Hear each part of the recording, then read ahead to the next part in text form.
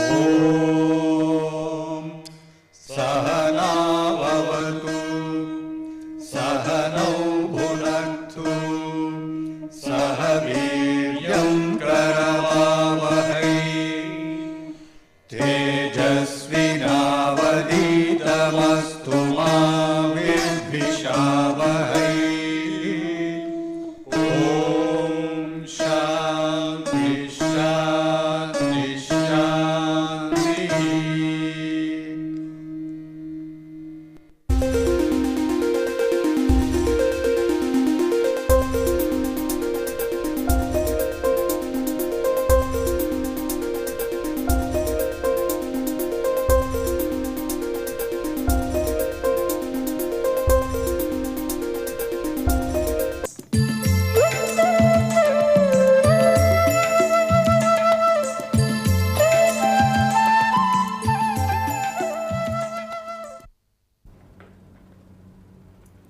So, now that we are familiar with the crystal structure of silicon and also we have seen what are the common defects which are possible to be in a practical crystal, it is time to see how this single crystal can be grown in practice, because as you know the starting point in any integrated circuit fabrication is we must have a silicon wafer, a single crystal silicon wafer. So, we must get this substrate material. In order to get this substrate material, we must grow a single crystal of silicon. As I have already mentioned, silicon is one of the most abundant material in the world. It's found in nature as silicon dioxide. So, first the silicon dioxide is reduced in order to obtain silicon. It is purified further in order to get very high purity semiconductor grade silicon, that is 6N purity or 99.9999% purity. Once we have obtained this highly pure semiconductor grade silicon, we can use it as the starting material to obtain our single crystal. So, that brings us to the unit process step of crystal growth. And the crystal growth can be broadly classified as Bridgman technique and Czochralski technique. Let me at the onset tell you that most of the silicon that is grown today, that is available, commercially available today, are grown by Czochralski technique and sometimes further purified. But for historical significance, I would like to discuss the Bridgman technique first, and then we will also tell you why the Czochralski technique is preferred for growth of single crystal silicon over Bridgman. So, let us begin our discussion with the Bridgman system of crystal growth. The Bridgman system of crystal growth is a very simple process. It is very simple, can be very easily achieved, but of course there is a catch, there will be some problems associated with this Bridgman grown crystal. Let us look at the system where a single crystal can be grown by using the Bridgman technique. What we have here, it is a quartz ampule, a quartz tube. The mouth of the tube is sealed, it is evacuated and sealed. So, first of all a quartz ampule, and inside this ampule you have a quartz boat. This is the outline of the boat. In this boat a seed crystal, a small single crystal is placed, and the rest is filled with the charge. What do I mean by charge? I mean the high purity silicon which is polycrystalline or powdered, that is called the silicon charge. So, the charge along with the seed crystal is placed in the quartz boat inside an evacuated quartz ampule, and then the charge is heated. Charge is heated to its melting point, but make sure that the seed crystal is not molten. Therefore, the temperature profile of the furnace has to be something like this. Temperature versus X. So, you see the seed end is kept at a lower temperature, while the charge, the melt, it is at high temperature, and therefore, it is in the molten condition. This has to be very critically maintained. Therefore, the temperature profile in a Bridgman furnace has to be very accurate. Care must be taken so that the seed crystal is not molten. And then once the charge is in molten condition, the heater can be moved in this direction. What is going to happen when the heater is moving in this direction? That means the end of the melt, which is in contact with the seed crystal, is now becoming progressively cooler. It is coming in the low temperature zone of the furnace. Therefore, that end is going to solidify, and since this is in contact with the seed crystal, it will take the orientation of the seed crystal, and the solidification will take place as a single event, that is, I am going to realize a single crystal. So, as progressively the heater is moved in this direction, from this end, that is from the seed end, the melt is going to get solidified, and I am going to realize a single crystal. Alternately, you could also move the quartz ampule in this direction. Same purpose will be served. Instead of moving the heater, you could just move the quartz ampule in this direction. Even in that case, the seed end of the melt will come into the low temperature zone, and therefore, it will get solidified in contact with the seed crystal. It will get solidified as a single event and will realize a single crystal.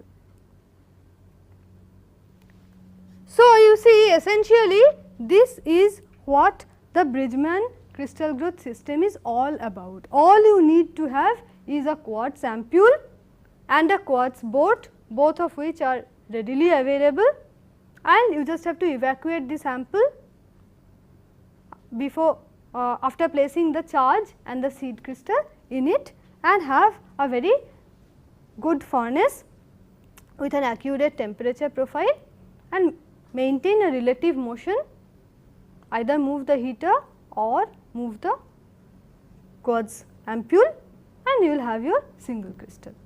In principle, this is what Bridgman crystal growth is all about. But as we have already mentioned, silicon is a material which expands on solidification. So, in a Bridgman crystal growth, that is the greatest drawback, because the charge is kept in a quartz boat.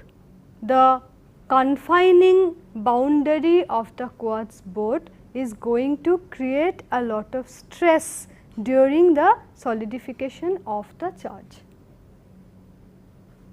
because the charge is in the molten condition, the solidification is taking place at the seed end where the charge is in contact with the boat. So, the surface of the boat is going to act as a confining barrier, it is going to create a lot of stress on the crystal, and therefore, you know, whenever there is a lot of stress, dislocations will be formed. Therefore, Bridgman growth single crystals have a lot of dislocations in them. In fact, that is one of the reasons, a major reason why, in spite of the inherent simplicity of the Bridgman crystal growth technique, people go for Czochralski system of crystal growth. Czochralski system of crystal growth is actually a much more complicated system compared to a Bridgman system. It is a much more sophisticated, much more difficult system to handle. You have to control a large number of parameters, but you can grow single crystals which have much less dislocations, much less defects. That is the greatest advantage of a Czochralski system. So, a Czochralski system is also known as a liquid solid monocomponent growth system. Okay, liquid solid monocomponent growth system. What do we have in a Czochralski system? Essentially, the Czochralski system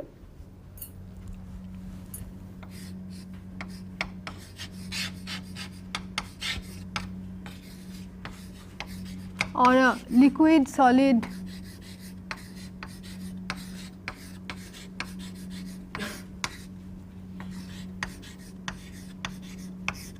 monocomponent system, that is Czochralski, commonly referred to as the CZ crystal, that is the Czochralski grown crystals. Okay.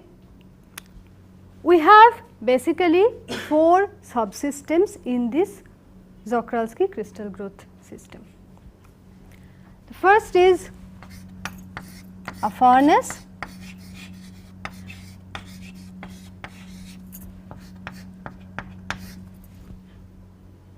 Second is known as a crystal pulling mechanism.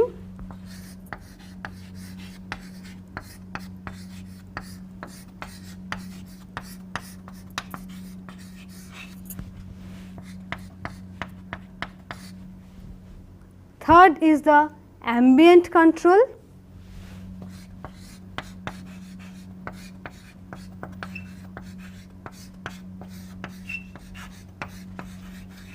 And finally, we have the control systems. So, these are the 4 subsystems of a Czochralski crystal growth system: furnace, crystal pulling mechanism, ambient control and a control system. Now, let us take a look at the Czochralski crystal growth system. What I have here is a quartz envelope, big quartz chamber with gas inlets, gas outlets, maybe even some pumps which I have not shown in the figure, some pumps in order to maintain the requisite pressure in it, and you have another opening through which a pull rod is passed. This quartz envelope may be water cooled.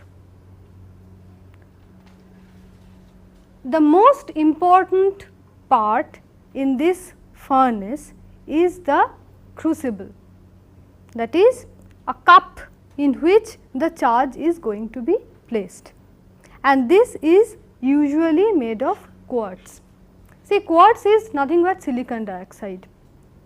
So, there is less chance of contamination through a quartz crucible because it is also comprised of silicon, but it is actually silicon dioxide, therefore, some oxygen may come from the crucible to the single crystal.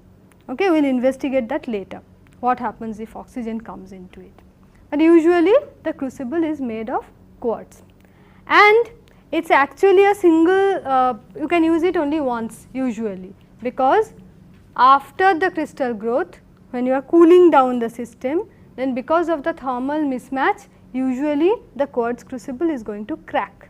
So, you cannot reuse the crucible. And this quartz crucible is usually placed inside a graphite susceptor.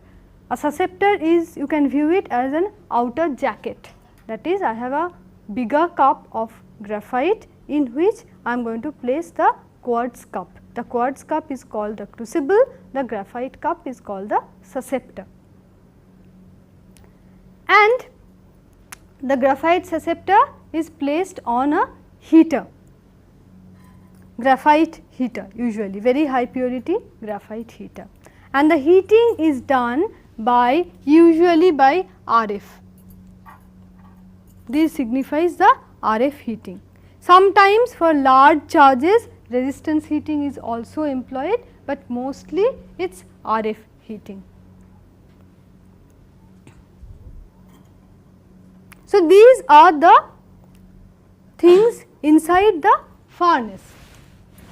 You have a quartz crucible, a graphite susceptor, a heater and the cooling for the outer quartz chamber, quartz envelope.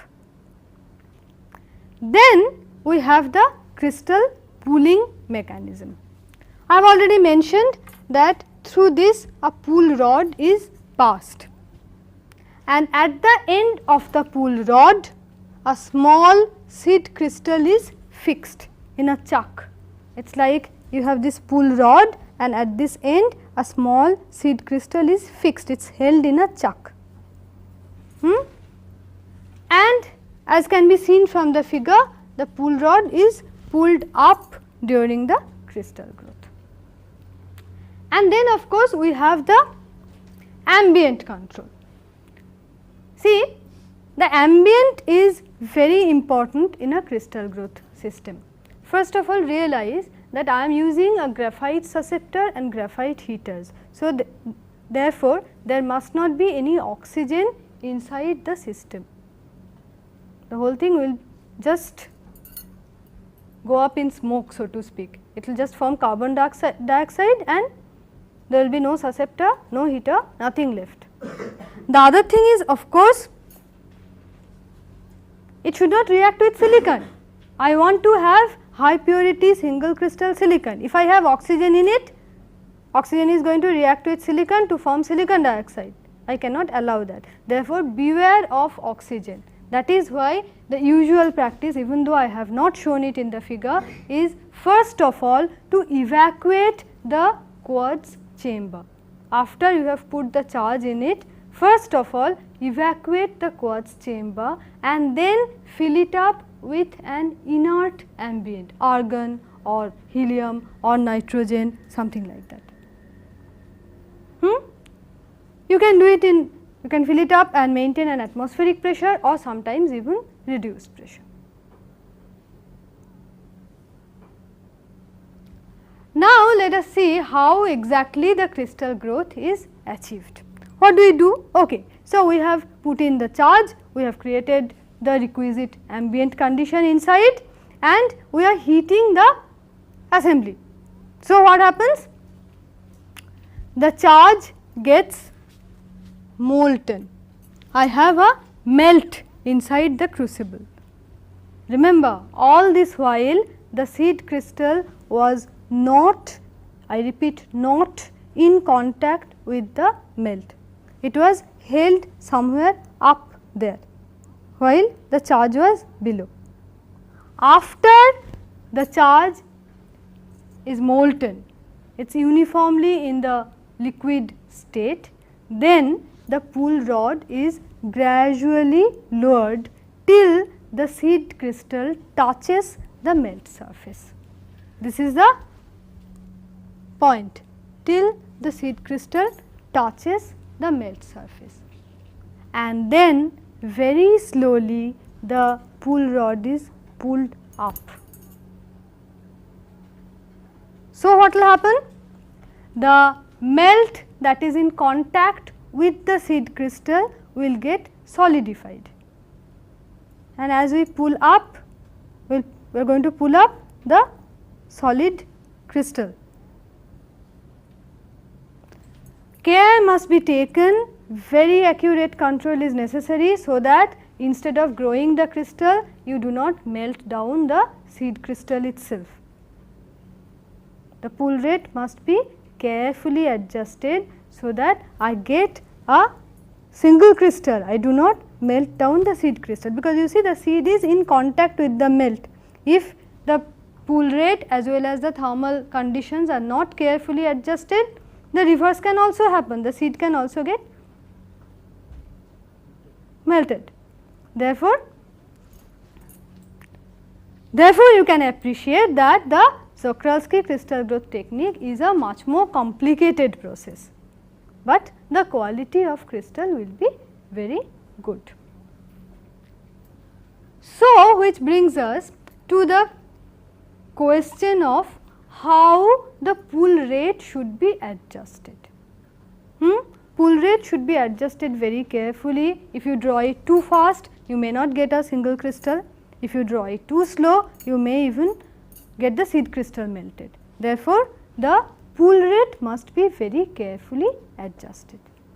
Which brings me to the second card, where we discuss how the pull rate should be carefully adjusted. I have written down an equation there. L dm dt plus KL dt dx1 A1 is equal to Ks dt dx2 A2, where L is the latent heat of solidification, latent heat of fusion or latent heat of solidification. dm dt, that is the mass solidification rate.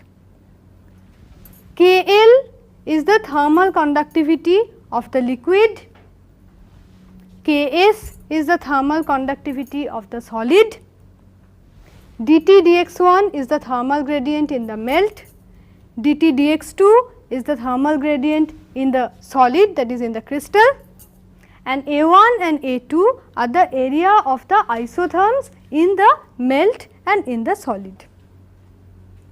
So, basically what I have written is a heat transfer equation. Now, from this equation you can very easily see that if I assume that the thermal gradient in the melt is 0, that is the entire melt is in the constant temperature, that is at the melting point, it is maintained at the melting point. So, if dt dx1 can be made equal to 0, then L dm dt is going to be equal to Ks dt dx2 times A.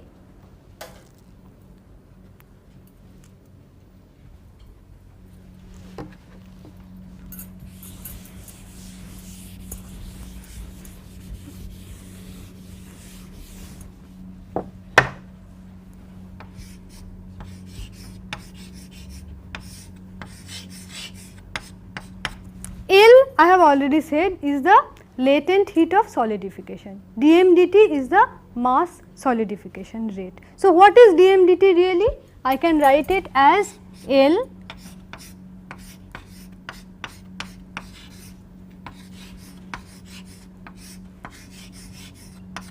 can I not? L times area into rho, that is the density, into dx dt. This is actually equal to the dm dt term, rate of change in volume times the density, that is the rate of change in mass. So, if I consider that the thermal gradient in the melt is 0, then this is equal to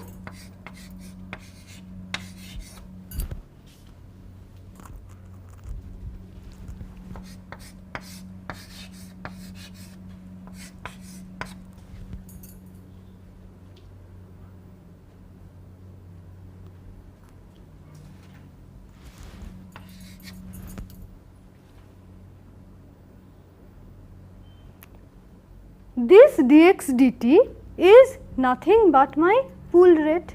This is the rate at which I am pulling the crystal. So, from this equation I can say that dx dt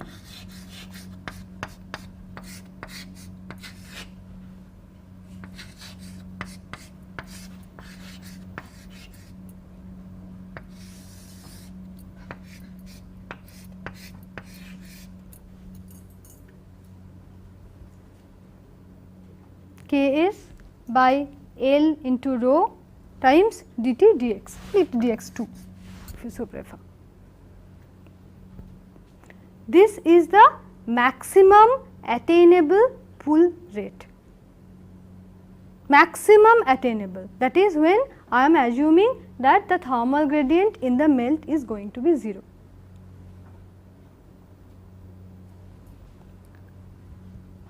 in practice the pool rate is kept less than the maximum pool rate. In a practical system, what happens is that there will be a small change in the temperature of the melt, because we are pulling out the crystal, the thermal conditions are continuously changing. So, in a practical system actually a feedback system is used, a feedback control is used. That feedback control is used to supply the heat to the melt, so that the temperature is maintained within plus minus half degree centigrade or so.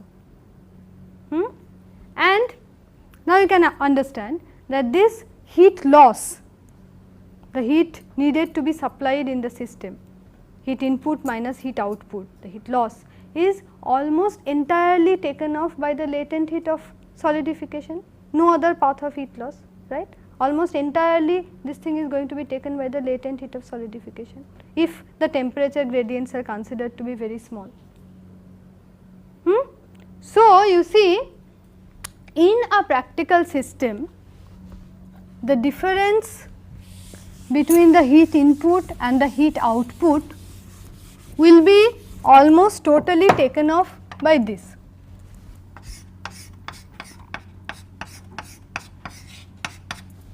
This is the heat transfer, this is taken off almost totally by L dm dt, or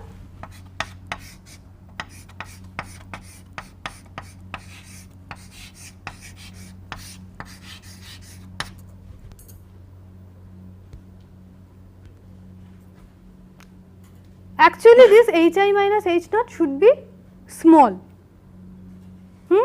So, you see in this equation L is a constant, I cannot do anything about L, same is for rho, latent heat and the density, these are the material properties.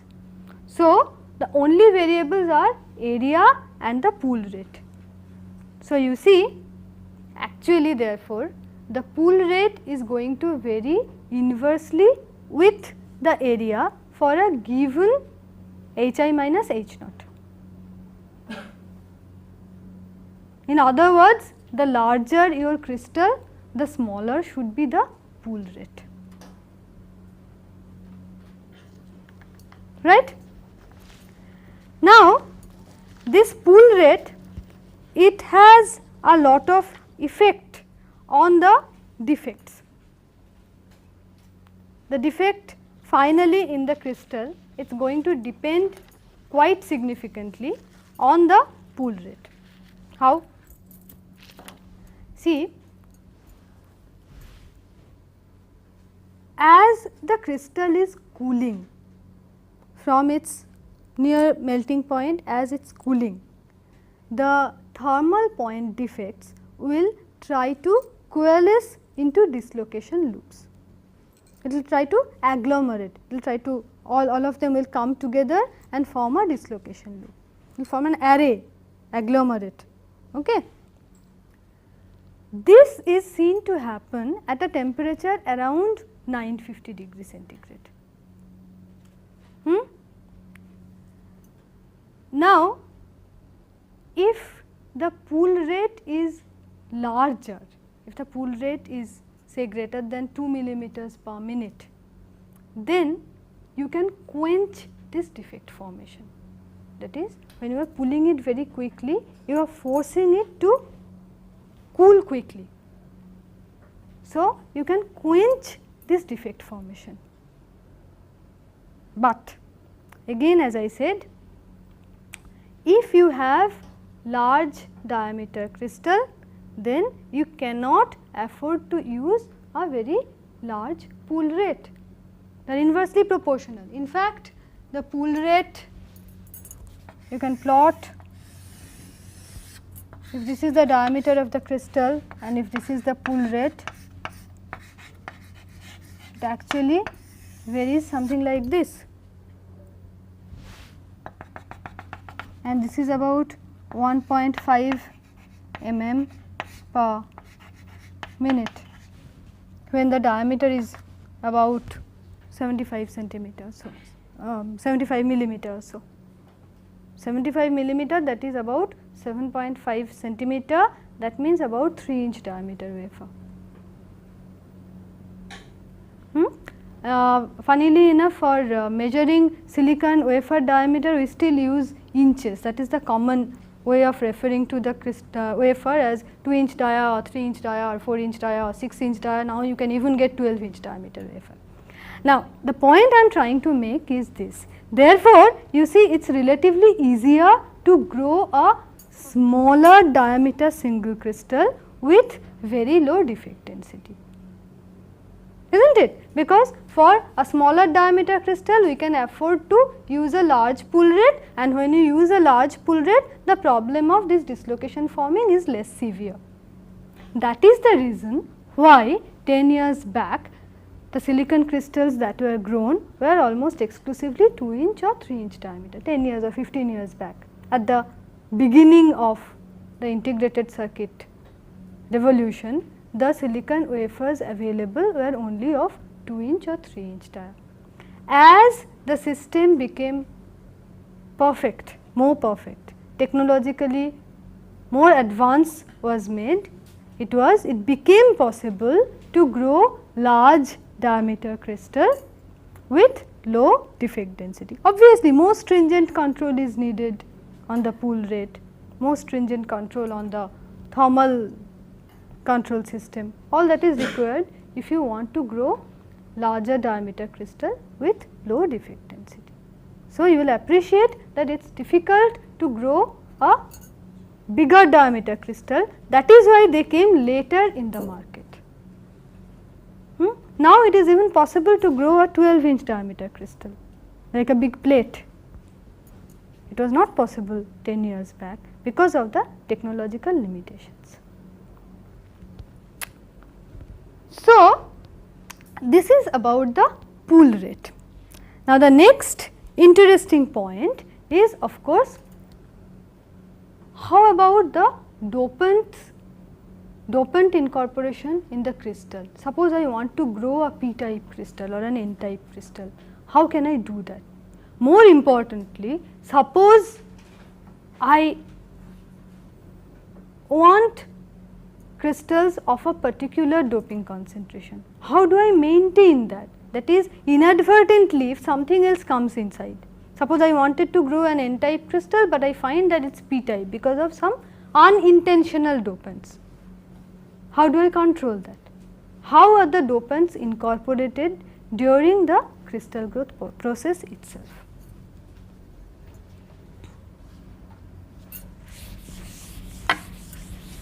The dopant incorporation during crystal growth is actually a very interesting thing. You see, any impurity, it will have a solid solubility in the crystal, and it will also have an equilibrium solubility in the melt, and these two are not necessarily same. It has a different solubility in the crystal and in the melt. So, this is given by the segregation coefficient. This difference is given by the segregation coefficient.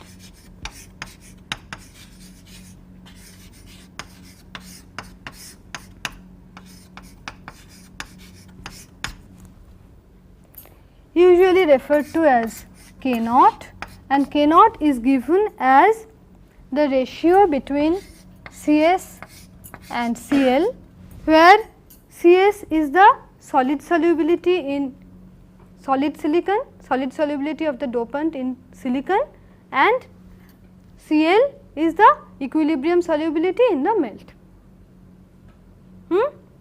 Now, usually for most common impurities, this K0 is less than 1. For most common impurities, K0 is less than 1. What is the implication? The implication is that the solid solubility is less than the equilibrium solubility. Equilibrium solubility in melt. That means, as you grow the crystal, these impurities are preferentially left inside the melt. They do not come into the solid, they are rejected by the solid, they prefer to be in the melt. That is because Cs by Cl is less than 1, right. That means, as you are drawing the crystal, the melt is becoming progressively richer in the impurity. So, when you grow a crystal, you will find that the doping concentration will vary from one end to the other. The top end will have relatively less dopant concentration and the bottom end will be relatively more doped. That is true for most common impurities with the notable exception of oxygen.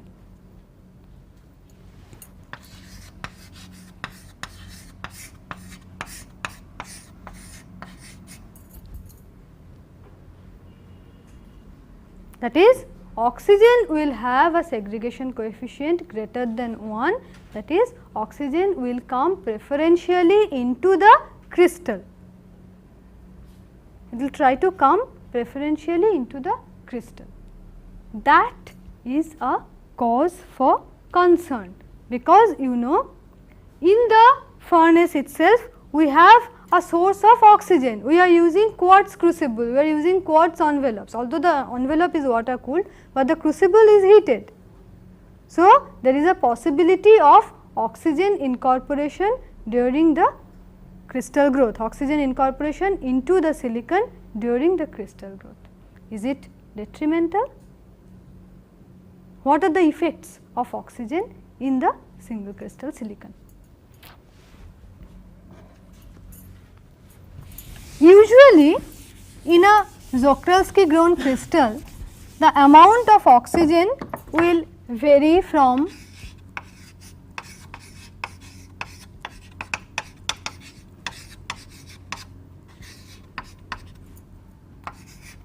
5 into 10 to the power 17 to about 10 power 18 per centimeter cube.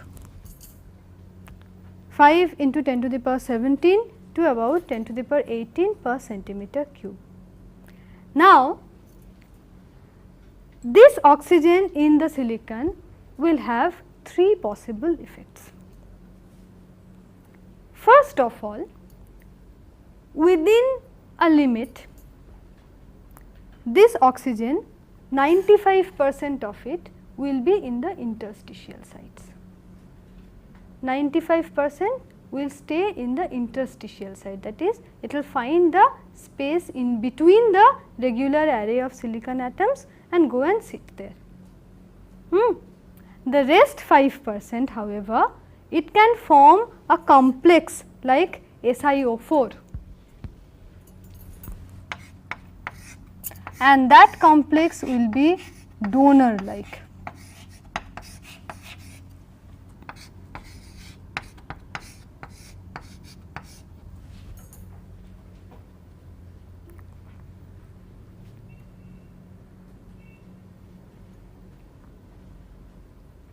This complex will be electronically active, it will be donor like, therefore, it will affect the resistivity of the grown crystal, and the formation temperature of these complexes are around 450 to 500 degree centigrade.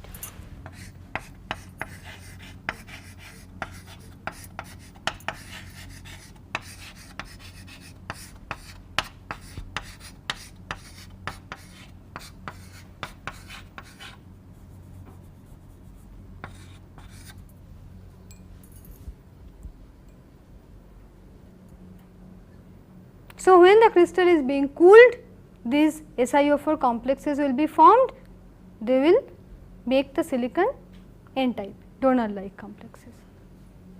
One possible remedy to reduce this is, you form the crystal, you cut them into wafers, that is thin slices, and then you heat these slices to temperature above 600 degree centigrade. And then, so when you heat it above 600 degree centigrade, these complexes are dissolved, because the formation temperature is only around 450 to 500 degree centigrade. You heat it above that and the complexes separate, it dissolves. And then when you cool it down, see, a wafer is going to cool much faster than the entire single crystal. It has got a much smaller thermal mass, it is going to cool much faster. So, when you are cooling down the wafer, the complexes have less time to form, therefore, their concentration is going to be reduced. It is much easier to cool down a wafer than cooling down the entire large single crystal.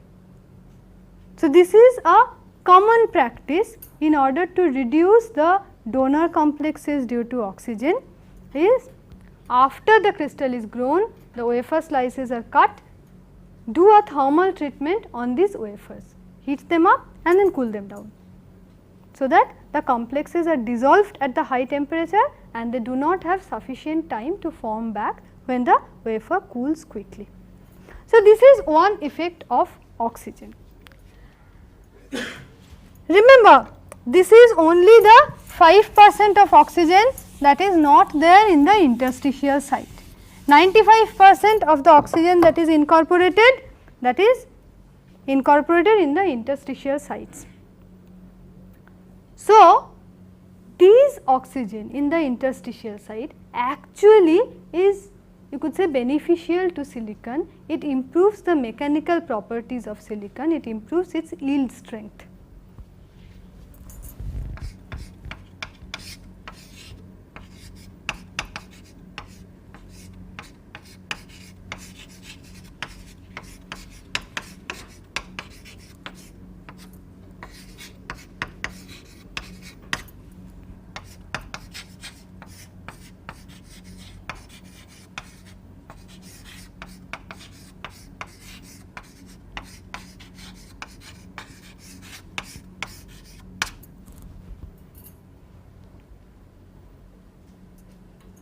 But all this is true when I have relatively less amount of oxygen incorporated during crystal growth, that is when I am at the towards the lower limit of the oxygen concentration up to 6.4 into 10 power 17.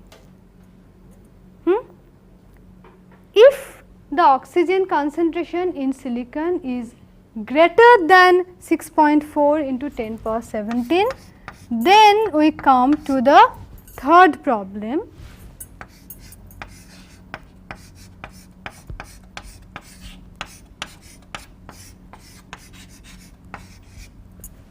and that is the problem of oxygen precipitate. Remember what we said about precipitate formation? The solubility is going to reduce with decreasing temperature. Therefore, when the crystal is being cooled down, if the oxygen concentration is greater than 6.4 into 10 power 17 per centimeter cube, this is going to be precipitated in silicon. And once it precipitates, you have all kinds of problem, because these precipitates will give rise to compressive strain, okay, that will stress the crystal and will start shooting off dislocations from that site. So, the precipitate formation, you know, generally it is highly undesirable, because it will give rise to dislocations in the crystal. However, they can sometimes be used to our advantage, that is, you know, the precipitates will attract the metallic impurities. It can be made to act as a sink for metallic impurities. They are also called the gettering centers. Gettering.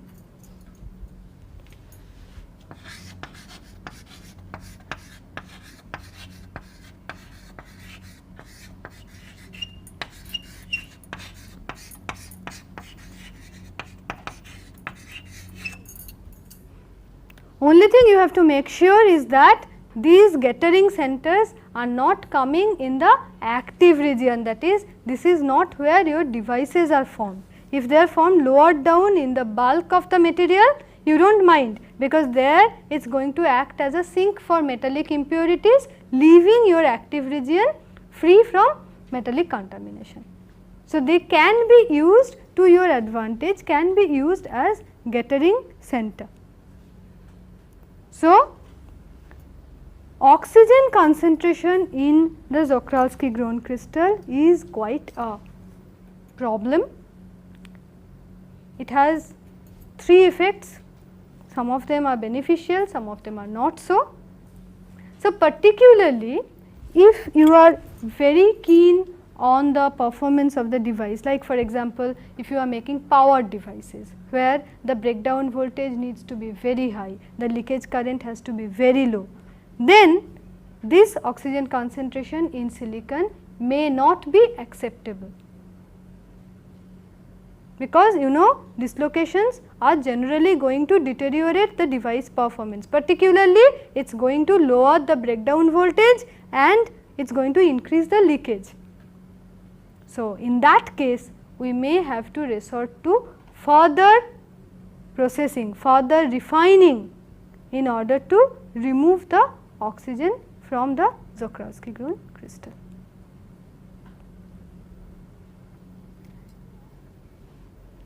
So, essentially if we try to sum up what we have done so far, as far as the crystal growth technique is concerned, the Bridgman technique is a simpler process, but since during Bridgman